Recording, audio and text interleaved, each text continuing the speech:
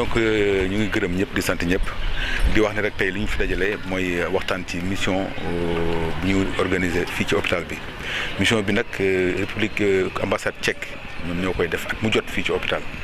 mairie bu Thiès facilité ko avec à sa tête ci monsieur Talla Sylla ñu koy def at mu jot ci domaine orthopédie traumatologie di ko def ci domaine ORL ak gynécologie ren nag man dama fi tombé ma ci tombé sax parce que damay doog a ñëw donc ma tombé ci mission ORL mais wax nañ ma ni déjà benn mission jàll na ba pare mu mission orthopédie donc mission ORL bi nag wax dëgg yàlla ça se passe très bien parce que organisation bi jaar na yoon liggéey bi jaar na yoon ñaari médecin tchèque ñoo fi nekk ak suñu médecin ak suñu médecin muy docteur Diassé et son interne docteur François Ndiaye qui est réanimateur organisation bi wax naa ko léegi jaar na yoon ba tax na fi mu nekk nii presque juróom-ñetti fukki nit jëlee leen en charge te loolu pareeguñu parce que ak mi-chemin rek la évaluation mi-chemin la bu ñu demee ba ci kanam xëy na dinañ egg peut-être 100 personnes yoo xam ne leen jël muy loo xam ne xëy na bu dul woon mission bi du yomb du ma ne du am mais du yomb fii ci hôpital bi moo tax ñu ngi ci gërëm vraiment mairie bi di gërëm ambassade tchèque mais di féliciter aussi les médecins de l'hôpital les médecins tchèques ñi nga xam ne ñoom ñoo permettre ñu jël en charge population yooyu di rappeler rek mission bi du rek mission soin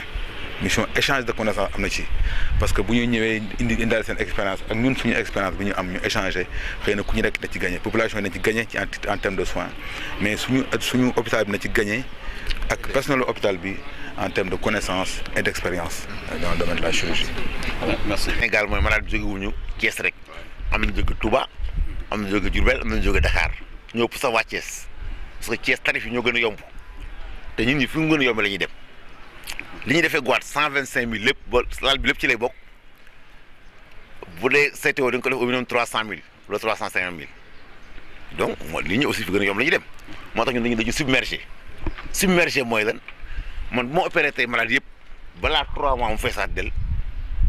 parce que moo gën yomb les gens viennent donc moo tax ma mission bi damay profité comme que damay jox bloc bi ma feesal ko mais aussi avec des moyens techniques il y a du personnel de l'hôpital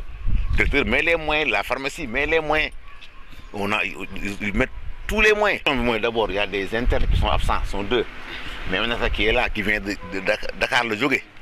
Mais lui, il dit que Dakar va me joggé. Avant, nous avons consulté pour préparer malade oreille. Nous allons commencer avec sa couronne guinée. Nous allons faire l'appareil photo.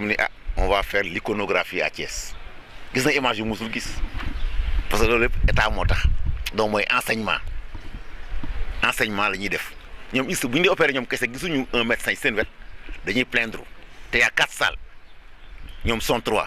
ku ne dafa bëgg koo nekkal ngeen di échanger malheureusement dafa am ñoo xamante ni ñëwuñu mais c'est manque de chance la mais c'est une mission de soins et d'enseignement opéré nañ fi ay surtout oreille wala nopp lañ ci gën a opéré ñun suñu problème dëgg suñu limite mooy nopp donc ñoom bu ñu ñëwee on en profite ñu profite aussi parce que nopp dafa nga il faut du mettre un microscope mais def nañu ay oreille tympanoplastie mastérectomie def nañu aussi ay parotide maanaam tumeur yi nekk fii si ker nopp bi def nañu ay sous-maxillaire def ay goitre def ay glande salivaire la buy nekk aussi ci suufu mandibule bi def ay amygdale def aussi cancérologie donc pratiquement lépp la ñu def ci ORL. bien sûr dañ koy opérer. mais adduna loolu la nit ki il faut mu mobile il faut mu xam li xew ailleurs boo gisee ñoom ñu sawar ñëw fii dañ gis condition bi matériel bi ak tamit aussi boo nekkee réew moo xamante ni maanaam sax demul comme ay Europe yooyu da ngaa war a góorgóorlu mooy fexe ba nit gan bu ñëwee day sawar a ñëwaat. ajjuma incha allah. xam nga man sama problème maa koy wax toujours Thiès dafa am 27 chirurgiens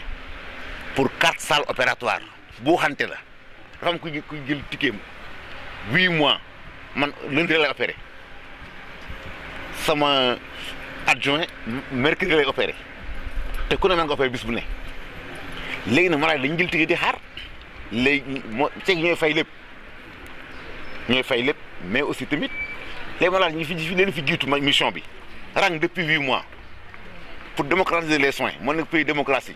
amoo droit ñi fi nekkoon fayoon ay 8 mois ngay jël ñu bees ñi dañu fexe def ñëpp. ah loolu moo tax état defal nañu lu kenn amul mooy defal nañu microscope defal nañu lépp ñu matériel bu moderne mais des na. université moo tax y a des médecins très compétents des chirurgiens yoo kon Dakar fii la ñu ñëw léegi donc il faut ñu yaatal bâtiment yi. service yu bees. Merci. Voilà, monsieur le directeur, monsieur l'ambassadeur, monsieur les médecins, Thiès dañu def benn cadre boo xam ne nii mooy kaay Thiès mooy Thiès dafa ubbeeku pour ñëpp ñëw ci biir ñëpp boobu santé daf ci am place alors coopération bi nga xam ne moom la ñu am ak ambassadeur tchèque depuis 3 ans mooy dañuy jàppale ci biir santé wu population bi sa santé population boobu moo tax a jóg maire am na même au niveau de Thiès dañuy def léeg-léeg journée médicale depuis 3 ans ñi ngi koy def presque 15 000 patients passé nañu alors médecins yi fii l'hôpital régional ñi ngi ñuy jàppale bu baax ci loolu le maire nag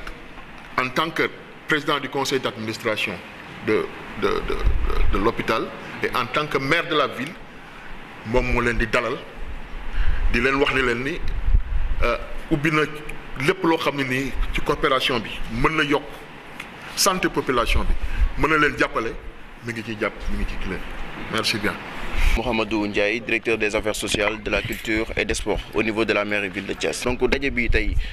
li ko sumb mooy coopération lëkkaloo bi nga xam ni moom moo dox ci diggante mairie ville bu Thiès wante également ambassade bu Tchèque fii ci Sénégal donc nemmeeku nañ ñetti at mi ngi nii constamment lu ci bari dañuy gis ay médecins yoo xam ni dañuy jógee Tchèque ñëw fii ci hôpital régional di faj doomu Thiès yi waaye également comme ni ko docteur Ndiasse waxee léegi ñoo xam ni dëkkuñu sax Thiès donc di leen faj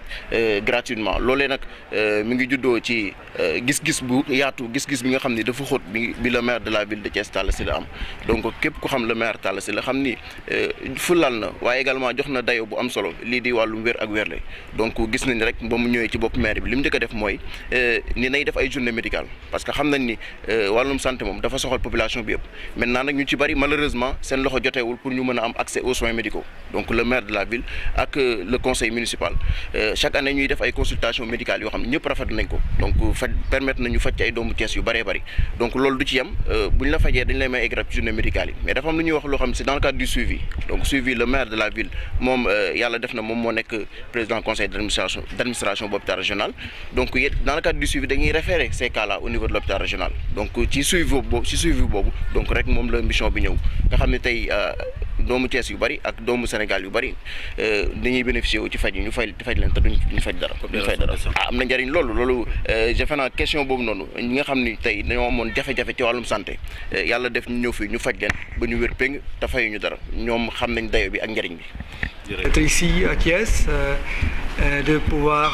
remercier tous les partenaires qui sont maintenant assis autour de cette table, que ce soit la mairie de Thiès, que ce soit l'hôpital de Thiès et aussi bien sûr les médecins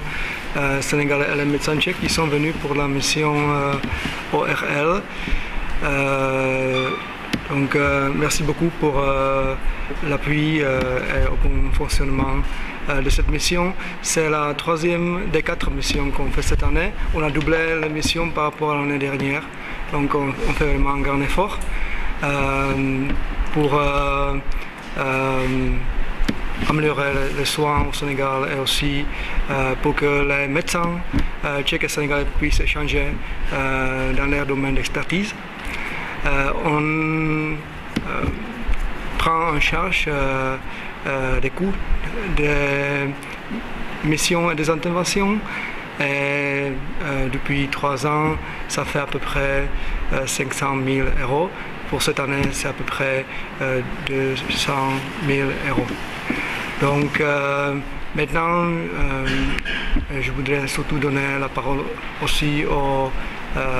médecins sénégalais et tchèques pour nous dire plus en détail comment les interventions se sont déroulées. directeur de l'hôpital régional de Thiès. Donc il s'agit d'une mission de Tchèque organisée par l'hôpital régional de Thiès en rapport avec la mairie de Thiès qui a beaucoup facilité cette mission-là. Il s'agit de médecins, en tout cas, qui chaque année viennent prendre en charge des malades, mais aussi échanger des connaissances et compétences avec nos médecins. Dans plusieurs domaines d'ailleurs. Ils le font en orthopédie, traumatologie. La mission est déjà passée le mois d'octobre, je crois. En ORL, ils y sont actuellement. Et en décembre, au 1er décembre, ils commencent une autre mission en gynécologie. Alors, comme j'ai dit tantôt, c'est une mission de soins, mais aussi d'échange de connaissances, de formation de nos médecins et de nos internes. Cette année, effectivement, avec le docteur Ndiassé et l'équipe du bloc, ils sont à leur troisième mission et plusieurs malades ont déjà été pris en charge. 85 malades sont déjà opérés à mi-chemin. Un chiffre important qui peut-être sans cette mission ces personnes ne pourraient pas être prises en charge peut-être. Donc je voulais remercier la mairie, remercier l'ambassade du Tchèque, mais aussi féliciter l'équipe de l'hôpital avec à sa tête le docteur Ndiassé et le docteur Françoise Ndiaye qui ont véritablement su mobiliser les énergies au niveau du bloc opératoire pour permettre une réussite de cette mission.